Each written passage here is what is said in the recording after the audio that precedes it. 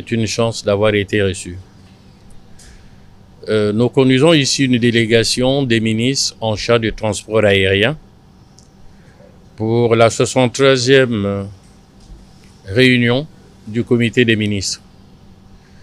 Et particulièrement, il s'agit pour le Burkina Faso d'un transfert de pouvoir. Parce que la gestion de la SECNA est faite de telle sorte que chaque année préside à sa destinée un ministre qui a la charge d'être président du comité des ministres.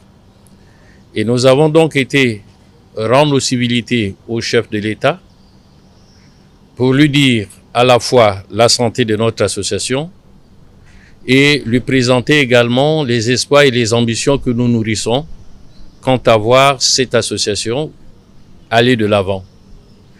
Et également dire à son Excellence Monsieur le Président de la République, chef de l'État, que la charge en fait conférée à notre collègue Monsieur Roland Somda n'est pas simplement sa propre charge, c'est la charge de l'ensemble du peuple burkinabé, mais aussi donc du patron du Faso.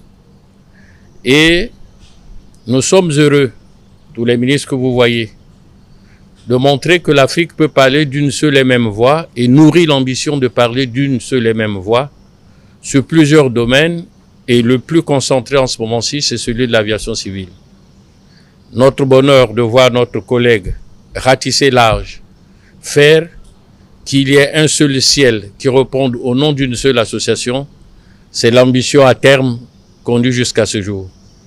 Et vous avez bien vu que, au-delà des ministres en charge des transports et de l'aviation civile, nous avons été accompagnés de ceux qui ont plus que la lourde charge, puisqu'ils vont au-delà d'une année, de monsieur le président du conseil d'administration, de monsieur le directeur général qui est là depuis 8 ans.